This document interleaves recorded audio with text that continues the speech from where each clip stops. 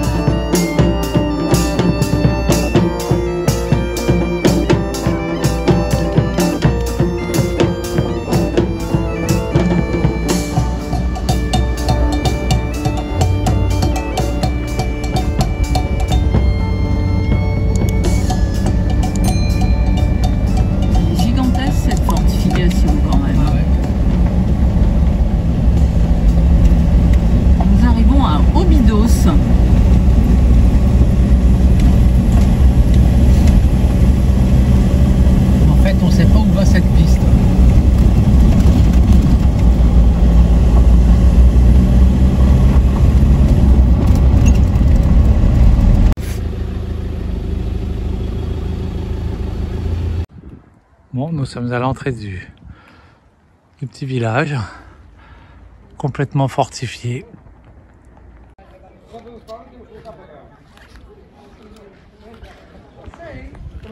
Il semblerait qu'il y ait même un dragon.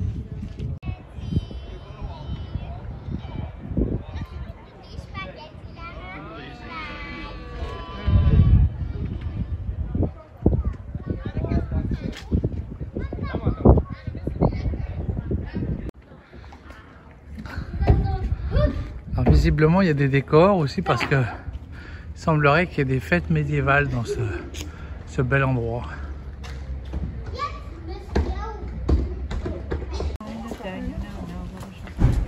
Comi monte delas. Não é aqui perto?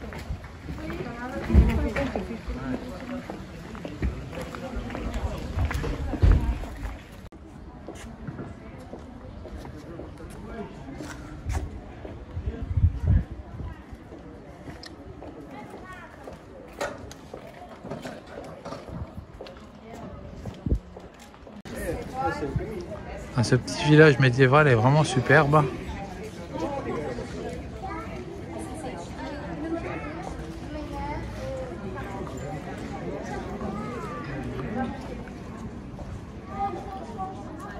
Bon, là on donne dans le local et dans le bio. Jus d'orange pressé du Portugal. On pense qu'on va se régaler. Bon, on n'a pas vu la bibliothèque à vélo, mais là on voit une belle conserverie de poissons.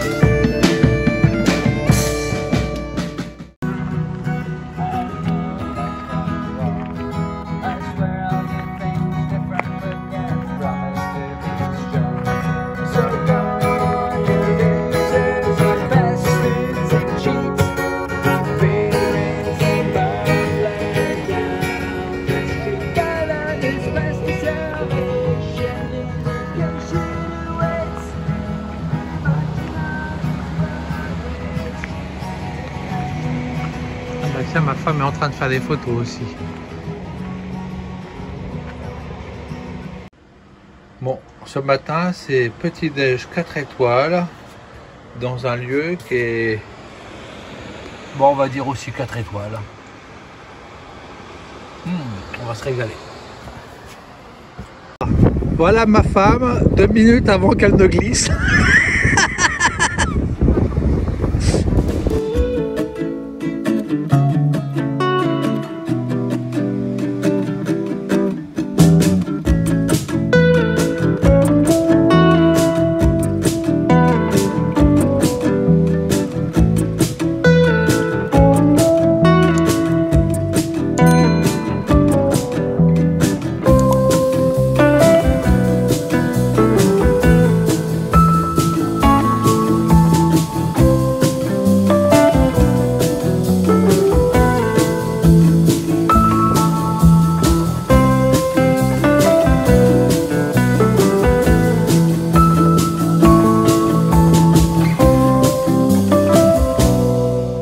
Alors, nous venons de descendre un bout de la falaise, par ici. Si, je vous assure, il y a un chemin. Alors, j'ai été beaucoup plus futé que lorsque nous avions fait l'escalade du mont Gerbier de Jonc. Je vous mets d'ailleurs le lien. J'ai piqué le téléphone à ma femme. Comme ça, elle n'a pas pu me filmer pendant mes exploits. Hein. Elle ne pourra pas me chambrer. Mais bon, ça y est, nous sommes sur la plage.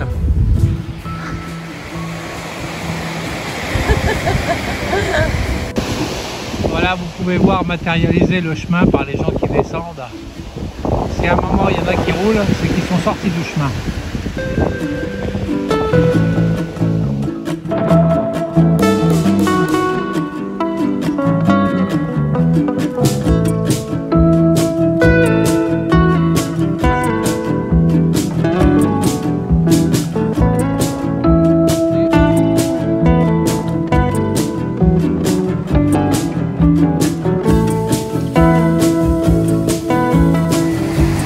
Dans une vidéo récente, un de nos abonnés nous dit qu'il ne nous voit jamais dans l'eau. Je vais prouver le contraire. Et oui, il le tente. Bon, déjà, vous voyez mes pieds bronzés. Hein, je vous rassure. Ah, la vague n'arrive pas. Si, elle arrive. Oh. Oh, oh, oh. Raté. Peut-être celle-ci. Oui. Raté. La suivante me paraît balèze. Elle a peur de moi.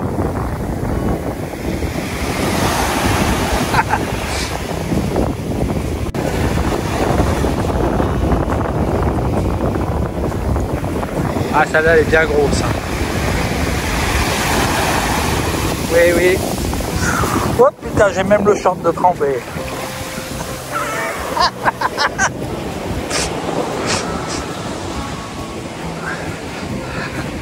Bon, je l'ai prouvé, je peux mettre les pieds dans l'eau.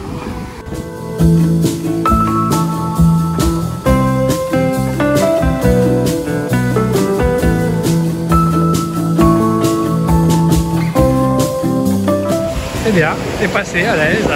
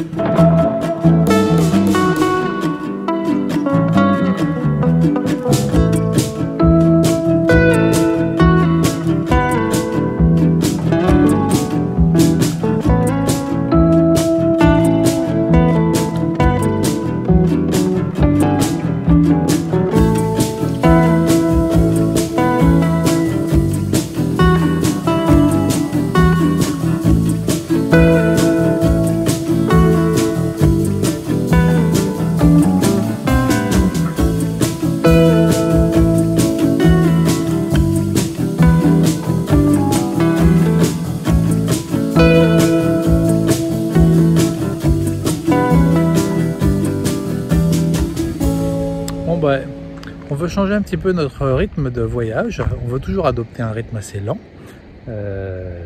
Prendre notre temps dans les beaux endroits. Hein. Mais on s'est aperçu que le week-end, en fait, normal, hein, les gens travaillent la semaine et le week-end, il y a beaucoup de monde dans les endroits touristiques ou qui valent la peine de s'arrêter. Donc nous, comme on a du temps, on a décidé maintenant tous les week-ends de se poser pendant, on va dire 2-3 jours, quoi, du vendredi soir au lundi matin, hein, dans des spots qu'on trouve et puis on en profite pour faire un peu de ménage, des vidéos, se relaxer, bouquiner. Patricia fait de la cuisine et puis on repart le lundi matin. Donc là c'est le cas, on est lundi matin. Hein. On vient donc de passer 2 jours sur ce spot. C'était quand même pas dégueu. Hein. Et puis ça y est, on met les bouts là ce matin et on part du côté de Sintra.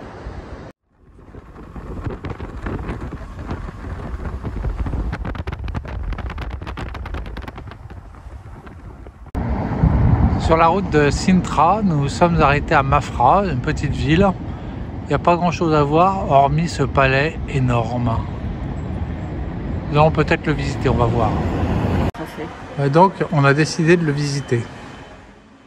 Le palais national de Mafra est le monument baroque le plus grandiose du Portugal. Il a été construit au XVIIIe siècle par le roi João V. Sa structure en marbre est imposante. 1200 pièces. 4700 portes et fenêtres, 156 escaliers, 98 cloches et quelques 29 cours et halls. 52 000 ouvriers et artistes y ont travaillé pendant 13 ans, de 1717 à 1730. Le monument se compose d'un palais royal, d'une basilique et d'un couvent. Sa superficie totale est de 37 790 mètres carrés. Nous sommes dans l'infirmerie. Chaque patient pouvait voir l'hôtel pour assister à une messe.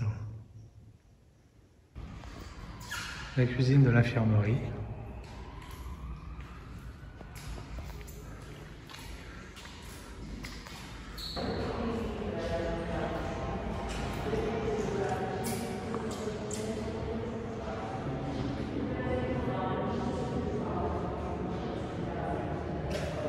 Un peu mastoc, hein, comme... Deuxième partie de l'escalier. Donc nous venons de sortir de la salle de la Sante Diana, de sa Sante Diana, et là c'est la salle du trône.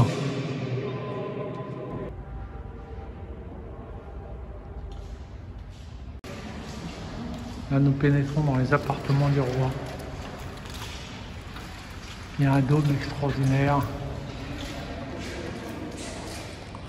Patricia pense que ces fauteuils faits en serre, hein, c'est ça, hein, ça ferait une belle décoration de montagne. On nous en apporte à la montagne, si ça vous dit. Petit salon cosy. Normalement, on tient à peu près à 32 là-dedans.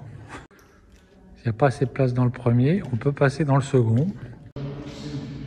Une salle de jeu avec l'ancêtre du flipper. Des billards. Et ça, je ne sais pas ce que c'est comme jeu. Bon, ici, une chambre. Bon, visiblement, le lit a disparu. Peut-être en restauration, je ne sais pas. En fait, la chambre était comme ça. Mais le lit a été prêté pour une exposition. Un précurseur des toilettes sèches. La chambre de la reine. Beaucoup plus sobre que celle du roi. Mais au moins, elle a un lit qui n'a pas été prêté. Elle a une touche féminine. On voit bien que les mecs sont plus crades que les nanas. Elle avait une vraie baignoire. T'as vu les petites grues et tout, oh, c'est trop mignon.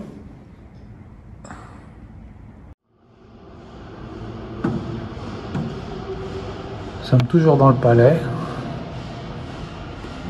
En fait, il y a carrément une église dans les bâtiments. Donc ça, c'est la basilique interne au palais. celle qu'on voyait tout à l'heure par au-dessus.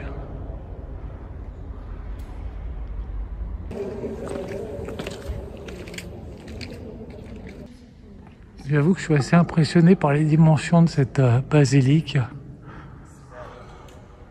au plein cœur d'un palais.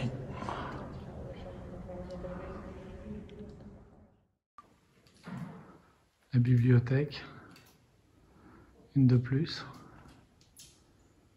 magnifique.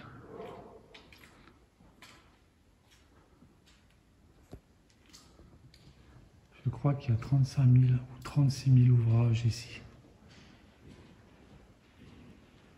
En plus des livres anciens, la bibliothèque abrite une colonie de chauves-souris. Les petits mammifères sont lâchés la nuit et se nourrissent des insectes qui pourraient détériorer les livres. 85 mètres de long, 10 mètres de large, recouverte de marbre et de stuc.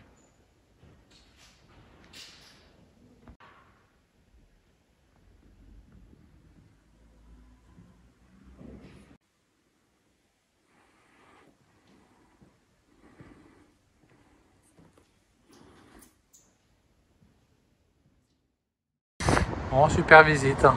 Vachement intéressant.